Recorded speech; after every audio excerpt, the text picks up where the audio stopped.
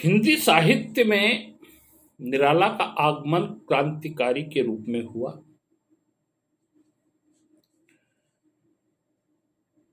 क्रांतिकारी, स्वच्छंदतावादी, छायावादी, रहस्यवादी, जिस रूपों में वे साहित्य में निखरे। प्राचीन परंपरागत रूढ़ियों का विरोध इन्होंने किया, साथ ही नवीन प्रयोगों द्वारा काव्य कला को संपन्न भी किया है। वे नवीनता, उपमा, कल्पना, विचार, भाव, विषय एवं भावाभिव्यंजना शैली में देख सकते हैं। छंद के बंधनों को तोड़कर मुक्त छंद का जो प्रयोग निराला जी ने किया, वह हिंदी साहित्य के लिए सर्वथा नवीन है।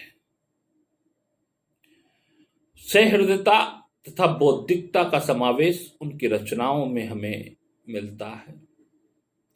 जूही की कली, शेफाली, तुम और मैं, वनवेला, नरगिस, यमुना के प्रति आदि रचनाओं में छायावादी कल्पना तथा स्वच्छंद वृत्ति का स्पष्ट रूप हमें देखने को मिलते हैं।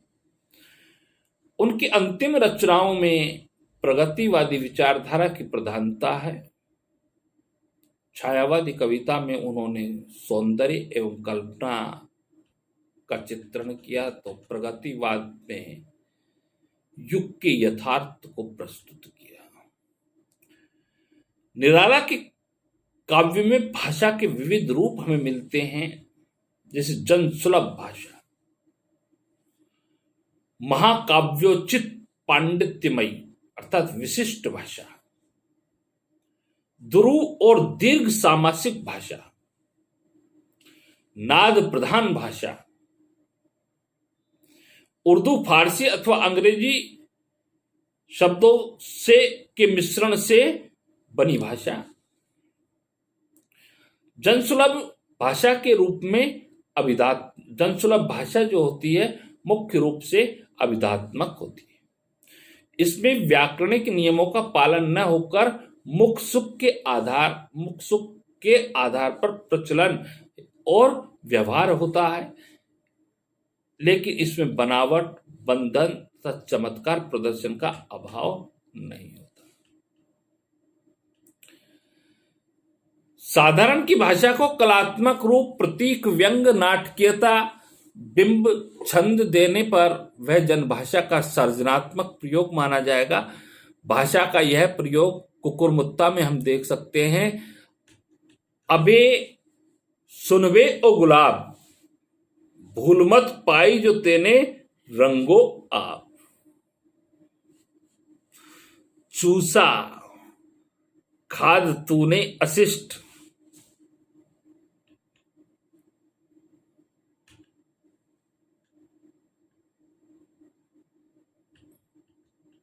इतरा डाल पर इतराता है कैपिटलिस्ट। यहां भाषा को अनपढ़ जनता की बोली के निकट रखने की कोशिश की गई कि जिससे अनपढ़ जनता भी इस भाषा को समझ सके। भावा वेग और भाव गरिमा की प्रमुखता वाले महाकाव्योचित साहित्य भाषा में कहीं कहीं गहरे प्रभाव की जटिलता भी मिलती है। उनके द्वारा प्रयुक्त अलंकृत तथा कोमल भाषा के लिए उदाहरण है सोती शांत सरोवर पर उस अमल कमलनी दल में सौंदर्य गर्विता सरिता के अति विस्तृत वक्ष स्थल, धीर वीर गंभीर शिखर पर हिमगिरी अटल अचल में उत्ताल तरंगा घात प्रलय घन गर्जन जलधि प्रबल में। यह भाषा की कोमलता स्पष्ट द्योतित है। स्पष्ट दिखाई पड़ रही है। निराला ने सामासिक शैली का प्रयोग शाब्दिक मितव्ययता तथा अर्थ गौरव की दृष्टि से किया। उनकी भाषा में इसका प्रयोग ज्यादा मिलता है। नाद सौंदर्यपूर्ण संगीत की छटा समास बहुला पदावली में अत्यंत महत्वपूर्ण है, पर संस्कृत निष्ठ समास शैली में क्लिष्टता का दोष आना स्वाभाविक है। लंबे लंबे समासों के प्रयोग से दुरूहता के दोष भी आ जाते हैं, जैसे अनिमेष राम विश्व दिव्य सरभंग भाव विद्वांग बद्ध को दंड मुष्टिकर रुधिर स्राव। यह अर्थ की अभिव्यक्ति लंबे लंबे समासों से किया गया है, अतः पाठक सीधे अर्थ ग्रहण नहीं कर सकता। उनकी कविता में सुंदर रस का सुंदर परिपाक भी हमें देखने को मिल जाता है। भय चली एक अज्ञात बात, चूमती केश मृदु नवल गात, देखती सकल निष्कलक नयन, जैसे तू समझा मैं तेरा जीवन। यह श्रृंगार रस का मनोरम चित्र हमें देखने को मिल रहा है। धन्य में पिता निरर्थक था, कुछ भी तेरे हित न कर सका, जाना जो अर्थागमो पाए, पर रहा सदा संकुचित काव्य। यह करुण रस का आभास मिलता है।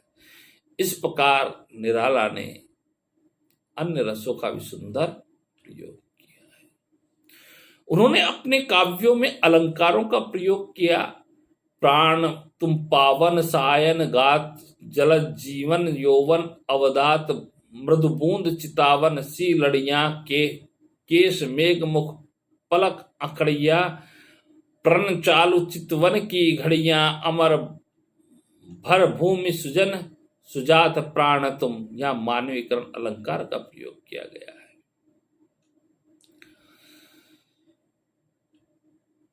इसी प्रकार निराज जी ने उपमा रूपक आदि अलंकारों का प्रयोग किया। निराज जी का अपना काव्य लिखने की प्रयोग और रीति है। उन्होंने मुक्त छंद का व्यापक प्रयोग करके हिंदी साहित्य में स्वयं का अलग स्थान बनाया।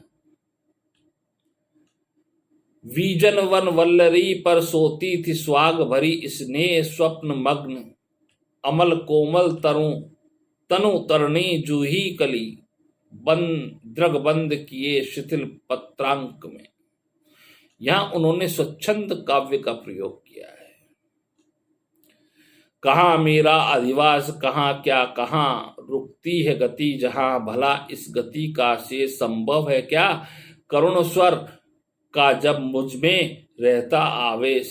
यहाँ प्रत्येक चरण में मात्राएं विषम है, परंतु तुक मिलते जुलते हैं, यानी यहाँ विषम मात्रिक सान्यानुप्रास